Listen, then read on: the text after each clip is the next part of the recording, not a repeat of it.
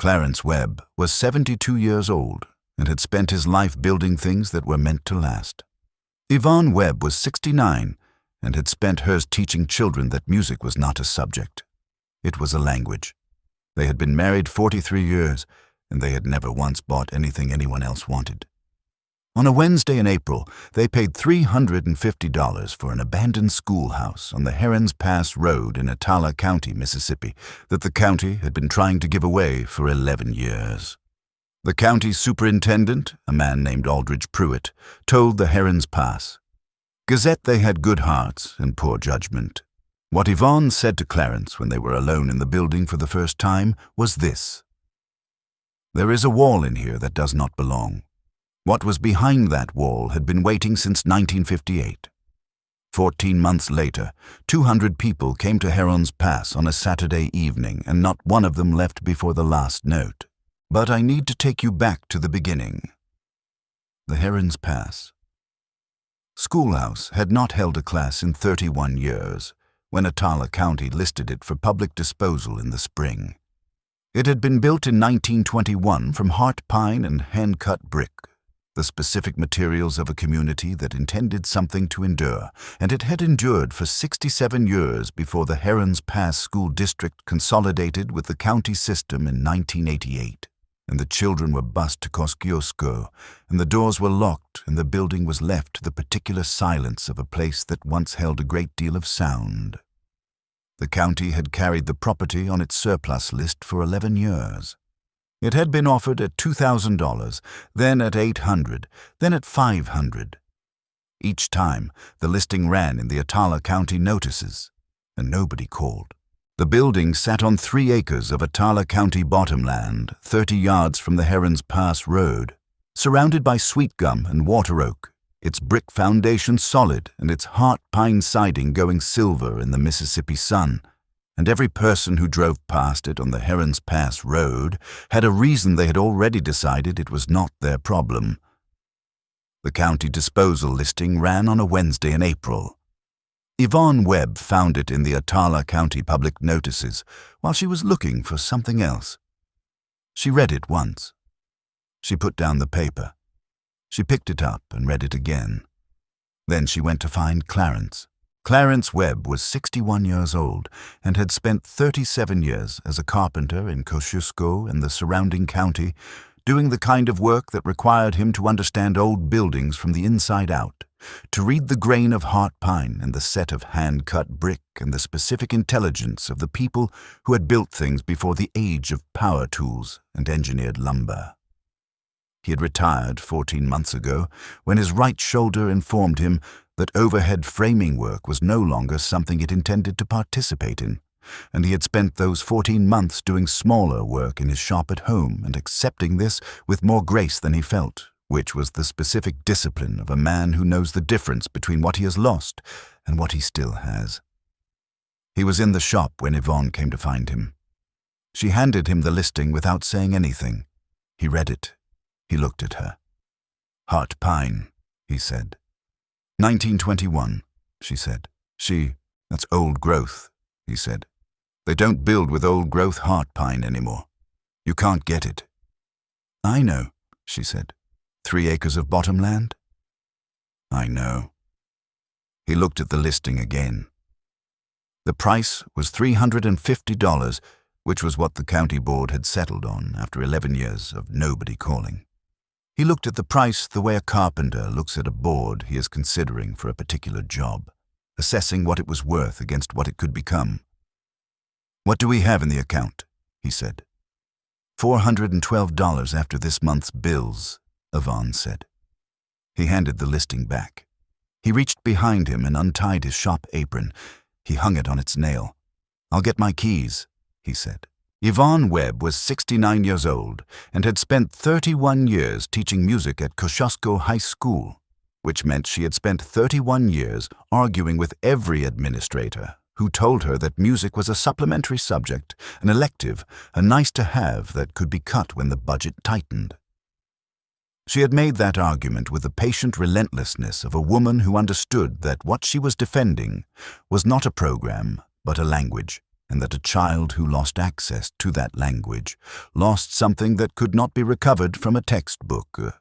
She had also spent those 31 years composing, mostly in the evenings after Clarence was asleep, filling notebooks with scores that she never showed anyone because she had not yet decided they were finished, which was the specific perfectionism of a composer who knows the difference between a piece that is done and a piece that is ready.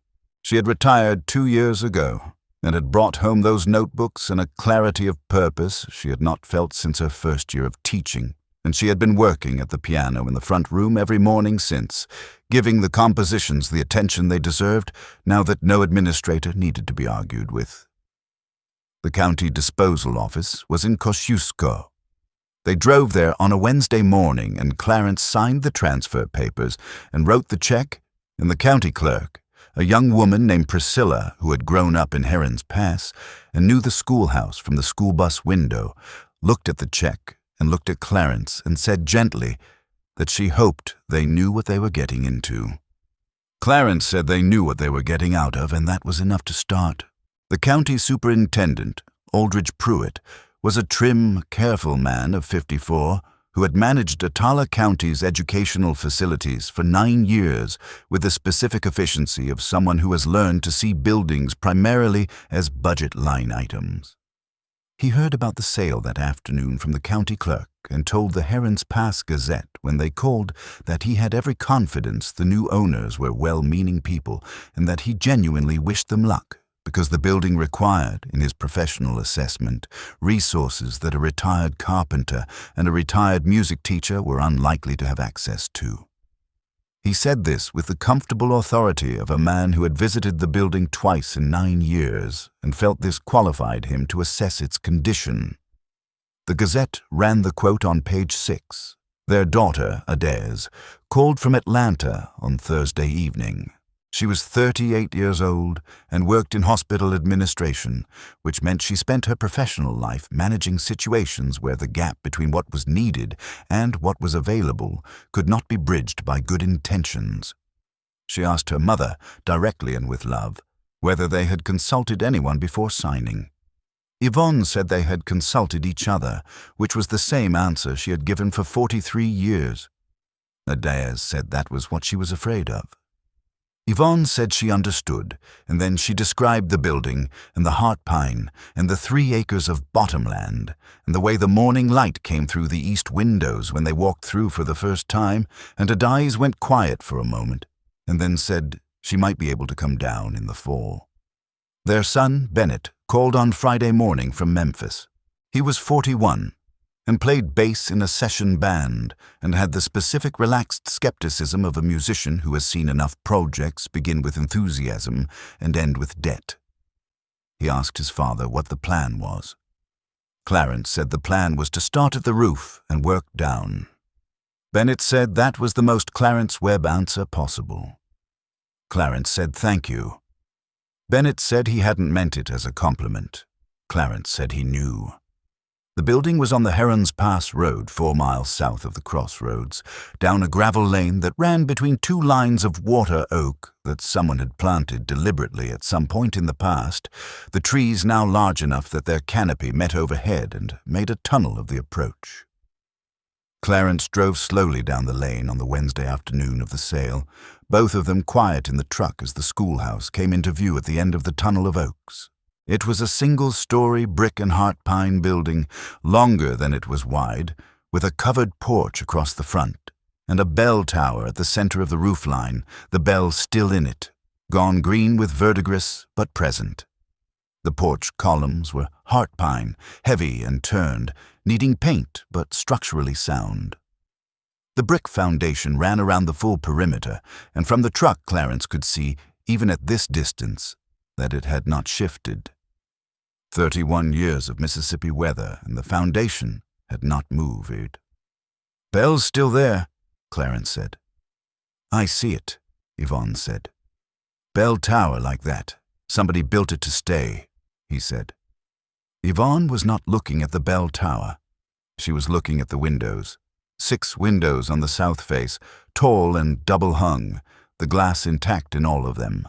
Behind those windows, she knew, was the main classroom, It was one room. It had been one room for 67 years of teaching. The thought of what that room had held, what it had heard, settled in her chest with the specific weight of something she had not expected to feel this quickly. They parked and walked to the front porch.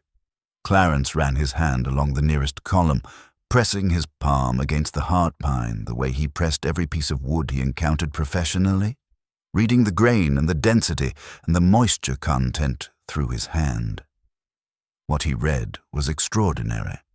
The heart pine was old-growth timber, tight-grained and resinous, the kind that had been cut when the forests were still old enough to produce it, and that was essentially impervious to the rot that would have destroyed a lesser wood in Mississippi's climate in a third of the time. The building had been standing for over 100 years, and the wood was telling him it could stand for 100 more if someone gave it the attention it deserved. "This wood," he said, and stopped because there was no efficient way to say what this wood was. "Tell me later," Yvonne said. She had the county key in her hand and was at the front door. The lock opened. The door swung inward on its original iron hinges, which needed oil but turned. The smell came out first, dust and old wood and something sweeter underneath, something that Yvonne identified immediately because she had spent her career in rooms that held it, the specific smell of a place where music had lived. Roseanne and wood polish and the ghost of chalk and the particular warmth of a room that had been full of children's voices for 67 years and had not entirely forgotten how. The main classroom was intact. 12 rows of desks were still in place, the original wooden desks with the iron legs and the inkwell holes in the upper right corner, 36 desks in 12 rows of 3. The teacher's desk was at the front, a substantial piece of heart pine furniture that had clearly been built in place or brought in before the door was hung. The blackboard was still on the front wall, the chalk tray still in place, the ghost of old equations and conjugations faintly visible in the black surface. Along the south wall, the tall windows let in the April afternoon light in long bars across the dusty floor. Clarence moved through it the way he moved through every structure he was assessing, methodically and from the outside in, checking the ceiling first, then the walls, then the floor. The ceiling was original tongue and groove heart pine, and it was intact except for 2 boards near the north wall that had cupped slightly where a roof leak had reached them at some point, now long since dried. The walls were plaster on wood lath, cracked in 2 places near the northeast corner but holding. The floor was heart pine, wide plank, worn smooth by 67 years of children's feet, and it was level and sound under his boots. He crouched at the northeast corner where the plaster cracking was worst and pressed his thumb against the lath beneath. Firm. He stood. He walked to the south wall and looked at the window frames, checking the sill joints where water typically found its way in. The sill were dry. He looked at the ceiling over the window line. No staining. "The roof," he said. "What about it?" Yvonne said. She was at the far end of the room, her hand on the teacher's desk. "The roof held," he said. "Whatever that leak was, it healed itself or someone patched it a long time ago. This building is dry inside." "Good," she said. But she was not looking at him. She was looking at the north wall. The north wall was the back wall of the classroom, and it was different from the other 3 in a way that Yvonne had been standing with for the past 5 minutes, trying to understand what she was seeing. The south and east and west walls were plaster on lath, the plaster surface going from the floor to the ceiling in an unbroken plane. The north wall was plaster on lath for the lower 4 feet, and then something else above that, something that had been plastered over, but that was not the same material beneath. The seam was invisible unless you were standing at exactly the right angle in the right light, the April afternoon coming through the south windows and raking across the north wall at a low angle that revealed the shadow of a horizontal line running across the wall at the 4-foot mark, perfectly level, perfectly straight. "Clarence," she said. He came to where she was standing. He looked at the wall. He looked at the line she was looking at. He reached out and pressed the wall above the 4-foot mark with both palms, moving along the surface, feeling for what was underneath the plaster. The plaster was older above the line, drier, with a slightly different texture under his hands. He knocked on it with his knuckle. A different sound. Not the solid thump of plaster over lath over a wall cavity. Something larger behind it. Something with more air. He stepped back and looked at the full north wall from floor to ceiling. He looked at where the wall met the east wall and where it met the west wall. He looked at the floor in front of it. He crouched and looked at the baseboard, running his finger along the gap between the baseboard and the floor. He stood up. "This is not the back wall," he said. Yvonne looked at him. "This is a wall someone built inside the room," he said. "There is something behind it." He drove back to Kosciuszko for his tools and came back the next morning with what he needed. The plaster above the 4-foot mark came away in sections, careful work, the kind of demolition a carpenter does with respect for what might be on the other side. Behind the plaster was a layer of drywall, newer than the rest of the building by 30 years at least, and behind the drywall was a timber frame wall, and when Clarence pulled the first stud, he had the answer to why someone had built a false wall across the back of the classroom in the first place. Behind the false wall was a room. It was narrow, perhaps 2 meters deep and the full width of the schoolhouse, running from the east exterior wall to the west. It had its own window in the north face, a single, double-hung window that looked out at the back of the property, at the sweet gum and water oak beyond, and that had been painted over on the outside with the same white paint as the exterior siding, so that from the road or the grounds the window appeared to be a simple architectural feature of the back wall, which it was, only it was also the window of a room that was not on any document. In the room was an upright piano. It was a Steiff upright, a Baltimore instrument, made in the 19-teens, its case a dark walnut that had aged to near black. It sat against the north wall on its original casters, directly below the painted-over window. 66 years of sealed air had kept the room at a temperature and humidity remarkable for Mississippi, the plaster behind the false wall acting as insulation, the painted window preventing moisture infiltration. The piano's case was intact. The felt was dry. The strings were present. Yvonne walked into the room and stood before the piano. She had not said a word since Clarence had pulled the first stud and the room had appeared. She put her right hand on the piano's closed lid and held it there for a long moment. Then she lifted the lid. The keys were ivory and ebony, discolored with age but present. She pressed middle C. The note was flat, 2 years of tension change at minimum, but it sounded. The hammer struck the string, and the string vibrated, and the note filled the small sealed room with the first music it had heard in 66 years. Yvonne stood at the piano, with her hand on middle C, and did not move. Clarence was at the door of the room behind her, looking past her at the piano, and then at the shelves along the east wall that he had not described yet because he was waiting for her to look. The shelves were built in, heart pine, and on them were stacked papers. Dozens of sheets of manuscript paper, music paper with printed staves, covered in handwritten notes in a small, precise hand. The ink brown with age, but entirely legible. The stacks were organized, separated by what appeared to be rubber bands, though the rubber bands had long since crumbled, and the stacks had held their shape anyway, the manuscript paper thick enough to maintain its own order. Yvonne turned from the piano. She saw the shelves. She crossed the room and lifted the top sheet from the nearest stack with both hands. She read the first line of music. She read the second.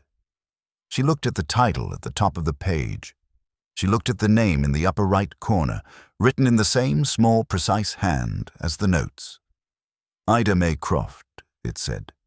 September, 1929. Clarence, she said. Her voice had the quality it had when she was controlling something very large. I see them, he said. Ida May Croft was the first music teacher at this school, Yvonne said. She taught here from 1922 to 1958. 36 years. She looked at the stack in her hands. She looked at the other stacks on the shelves. I have read about her. There is one article about her in the Oaxaca County Historical Record. It says she was a remarkable teacher, and that she may have composed music, but that nothing was ever found. Clarence looked at the shelves full of manuscript paper. Nothing was ever found, he said slowly. Because it was behind a wall, Yvonne said. Someone built a wall across the back of this classroom and put the piano in here and put her music on these shelves and closed the room. She looked at the piano. She looked at the window painted white on the outside. Someone hid it in 1958 or sometime near then. When she left or after she left, someone sealed this room and the music has been in here ever since. Clarence looked at the piano. He looked at the shelves. He looked at his wife, who was holding a piece of music written in 1929 by a woman who had taught in this room for 36 years and whose compositions had been declared lost. "How much is here?" he said. Yvonne set down the sheet she was holding and began carefully lifting stacks, counting. Her lips moved, but she did not speak aloud. She went along the shelves from east to west, counting. 43 separate compositions, she said when she reached the end. At minimum, some of these stacks may contain multiple works. She paused at the last shelf. She lifted the final stack. It was thicker than the others, bound differently, the pages held together with a length of cotton ribbon that had faded from red to pink, but had not broken. She untied the ribbon. She opened to the first page. She stood for a long time reading, then she turned to the last page. At the bottom, in Ida May Croft's small, precise hand, below the final bar of music, were 5 words. For when they are ready. Yvonne held the manuscript and did not speak.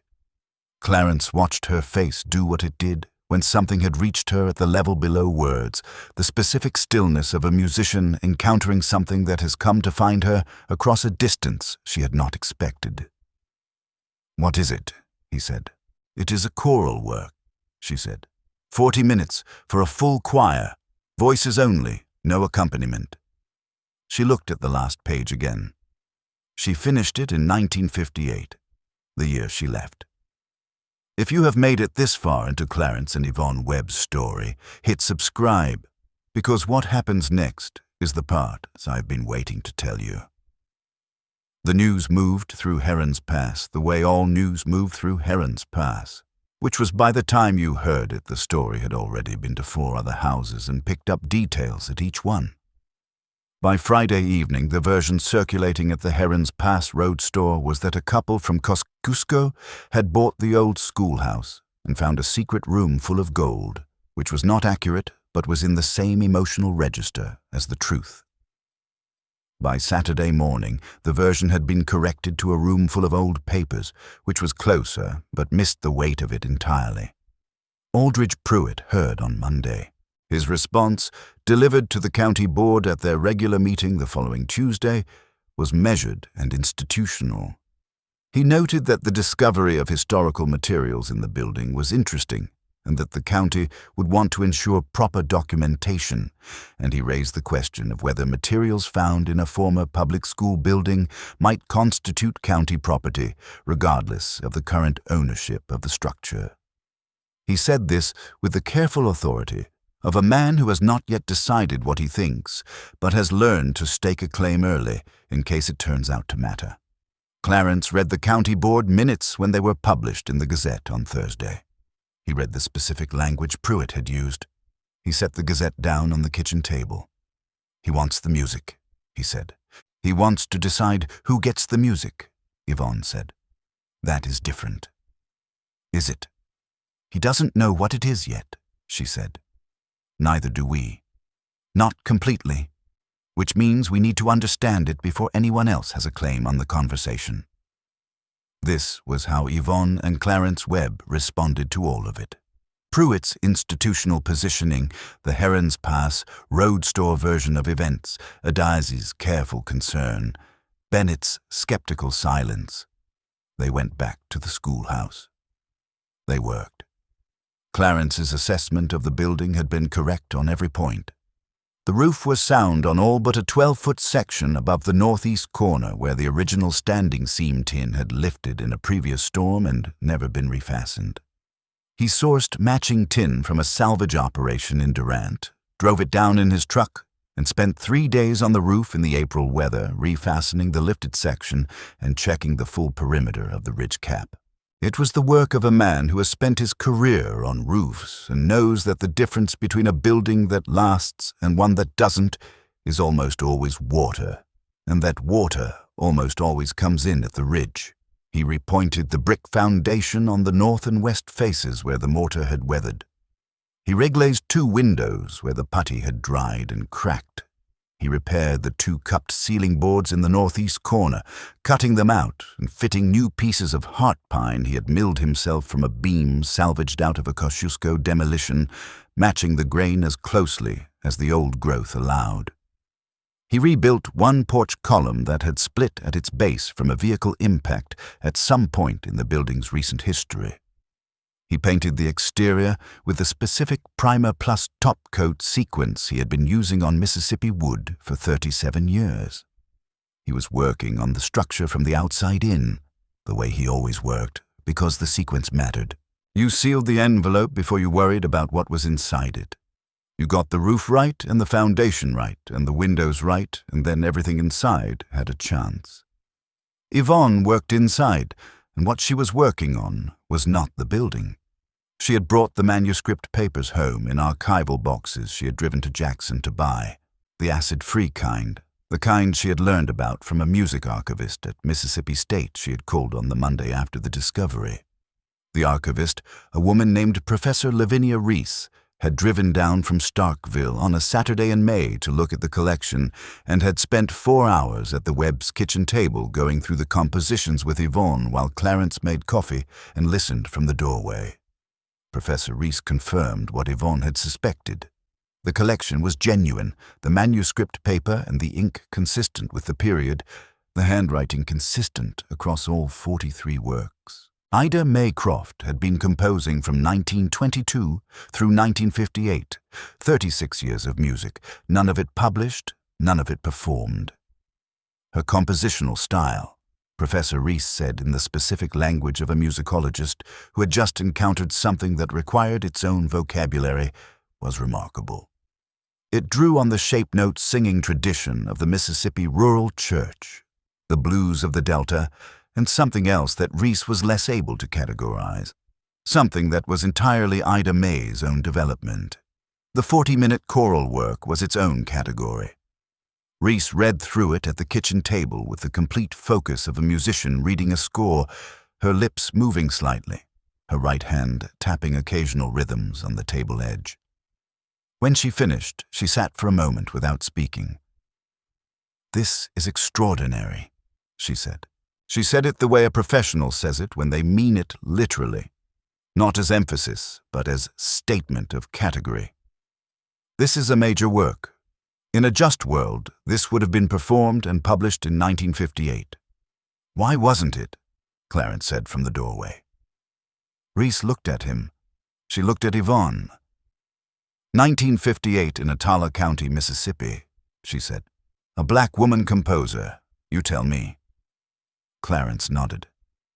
He already knew.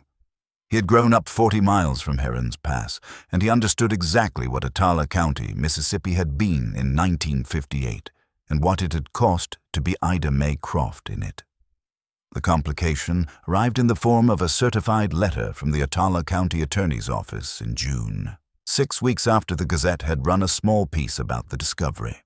The letter cited a Mississippi statute governing the disposition of educational materials from former public school buildings and made the argument that the manuscript collection constituted educational materials created by a public school employee in the course of her employment and was therefore county property notwithstanding the sale of the building. Clarence read the letter at the breakfast table. He read it twice. He slid it across to Yvonne. She read it once. She looked up. "Call Adaze," she said. Adaze drove down from Atlanta the following weekend. She read the letter. She read the statute the county attorney had cited.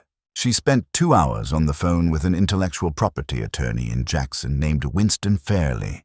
And Winston Fairley spent 3 days researching the specific question of whether handwritten musical compositions by a teacher constituted educational materials under Mississippi law, and his conclusion was that they did not, specifically because Ida Mae Croft had not been employed as a composer but as a teacher, and had not created the compositions in the performance of her teaching duties but in addition to them, which meant the compositions were private creative work and belonged, if they belonged to anyone after 66 years, to the heirs of Ida Mae Croft, who were not the county of Atala. Winston Fairley's letter to the county attorney was 6 pages long and left no comfortable angle of response. The county's reply, 2 weeks later, formally withdrew its claim to the collection. Adaze drove back to Atlanta on a Sunday evening, and before she left, she stood in the sealed room behind the false wall and put her hand on the piano's closed lid the same way her mother had on the first day. She did not say anything. She did not need to. Bennett drove down from Memphis in July, unannounced, which was how Bennett did most things. He walked through the schoolhouse while Clarence was working on the porch floor, nodding at what he saw without commenting. He stopped at the repaired porch column and put his hand on it. He looked at his father. Clarence was on his knees with a brush and primer, not looking up. "You matched the grain?" Bennett said. "Of course I matched the grain," Clarence said. Bennett did not say anything else about the carpentry. He did not need to. He had grown up watching his father work, and he understood, the way children of craftsmen understand, what it cost a man to do a thing right when doing it adequately would have satisfied everyone but him. He went to the sealed room and sat on the floor with Yvonne for 2 hours while she played through the piano's range on the now partly tuned instrument, explaining what she was hearing in Ida Mae's scores. Bennett was a bass player. He understood music from the bottom up, which meant he understood it in the place where most people felt it before they understood it, in the chest and the gut and the specific silence between notes where the real information lived. He listened to his mother explain the choral work's structure, and he asked specific questions, and at the end of the 2 hours, he said, in the voice of a musician who has recognized something real, that if she performed this work the way it was written, it was going to do something to people. Yvonne said that was what Ida Mae had intended. Bennett looked at the last page of the choral work, at the 5 words at the bottom. He read them twice. He set the manuscript down carefully. He stayed for the rest of the weekend, and on Sunday evening before he drove back to Memphis, he found Clarence in the shop and said, without preamble, that he thought what they were doing mattered. And Clarence said he knew, and Bennett said he should have come sooner, and Clarence said he had come, which was the Clarence Webb version of You Are Forgiven, and it covered everything it needed to cover. The restoration of the schoolhouse took 13 months in total. Clarence worked it from the roof down and from the exterior in, the sequence of a craftsman who understands that every step in a restoration is load-bearing, that you do not skip ahead, because something interesting is waiting at the other end. The exterior was sound before he touched the interior. The interior was structurally sound before he turned to the finish work. The finish work was complete before he allowed himself to stand in the center of the main classroom and acknowledge that he had restored a building to a condition better than it had been in 30 years.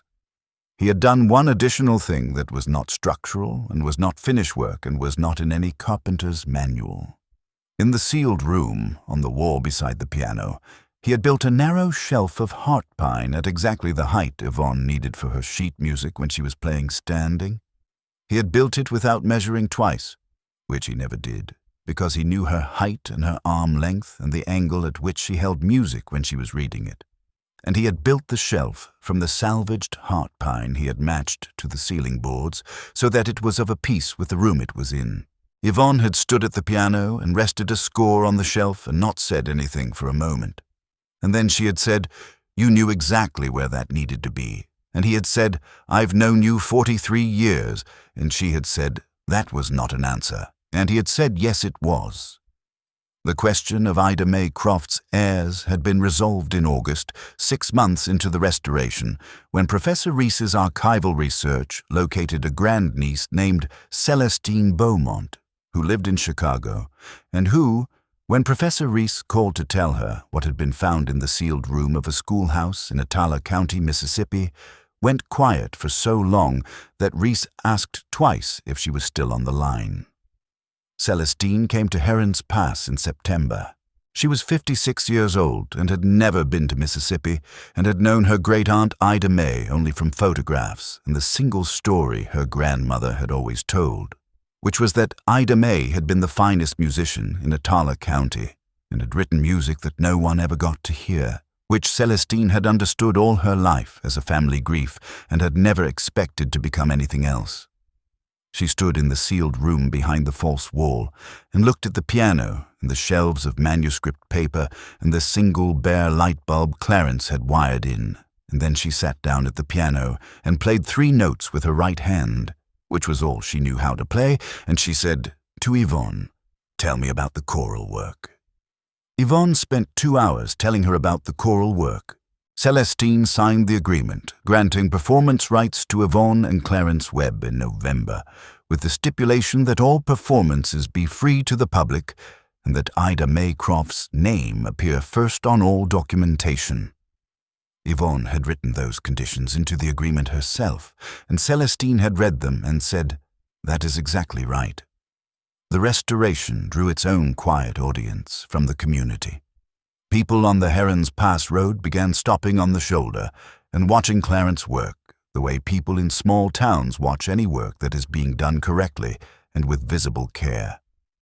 A man named Doyle Prewitt, who farmed the land adjacent to the schoolhouse property, brought a cold drink out one afternoon and stood at the fence and watched Clarence repoint the north foundation and said, after a while, that his father had gone to school in that building and that he was glad someone was doing right by it.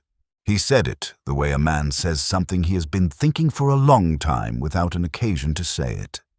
Clarence thanked him, and Doyle went back to his truck, and from that week on there was always a cold drink at the fence post when Clarence arrived in the mornings. A woman named Eunice Garrett, who taught Sunday school at the Heron's Pass Baptist Church, came to Yvonne in September and asked carefully whether the Webb family might want voices for whatever they were planning. She said she understood if it was private. Yvonne asked what kind of voices Eunice had in mind. Eunice said she had a choir of 22 who sang every Sunday and who had been doing so for 30 years and knew the shape note tradition from childhood. Yvonne sat with Eunice for an hour and then called Professor Rees and said she thought she had found the foundation of something. The 3 surviving students of Ida May Croft were found through the Attala County Historical Society, which Yvonne had contacted in October. Their names were Nora Jean Pittman, 91 years old, living in her daughter's house in Kosciuszko; Arthur Renfro, 87, in a retirement community in Canton; and Bessie Ware, 84, still living in the house in Heron's Pass where she had been born, 4 miles from the schoolhouse on the same road. Bessie Ware had been 11 years old when the schoolhouse closed. She remembered Ida May Croft with the specific clarity that certain teachers produce in certain children, the way she had stood at the front of the classroom, the particular patience with which she had corrected a wrong note, the sound of the piano in the room at the back before the room at the back disappeared. She had known there was a piano room. She had known and had spent 70 years assuming the piano and whatever else was in there had been taken away or destroyed, or that her memory of it was simply childhood making things larger than they were. When Yvonne sat across from Bessie Ware in her living room on a November afternoon and told her that the piano was still there and the music was still there, and that the Webb family intended to perform the choral work the following spring, Bessie Ware put both hands over her face and held them there for a moment that Yvonne did not try to fill with words. Then she said, "She wrote that for us.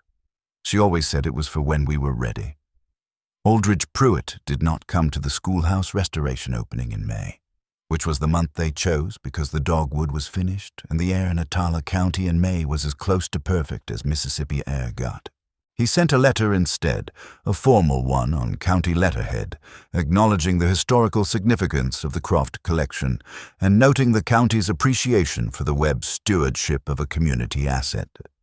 Yvonne read the letter and set it aside. It was not an acknowledgement of what he had tried to take, and it was not a recognition of what they had built, but it was what he was capable of, and she accepted it as that, and nothing more. He came to the performance on the Saturday evening in June. He came in the way people come to things when they want to see without being seen arriving, and he sat in the back row of the 200 chairs that had been set up on the schoolhouse lawn under the water oaks, and he watched what Heron's Pass had come to see. The choir was 32 voices. Yvonne had assembled it from 3 churches and the Kosciuszko High School choral program where she had taught for 31 years, and she had rehearsed them for 6 weeks in the restored classroom, using the heart pine floor as a sounding board in the way that Ida Mae Croft had used it for 36 years. Nora Jean Pittman and Arthur Renfro sat in the front row, assisted by their families. Bessie Ware sat between them. 3 of Ida Mae Croft's students in their 80s returned to the building where she had taught them for the first performance of music she had written and sealed behind a wall and marked with 5 words.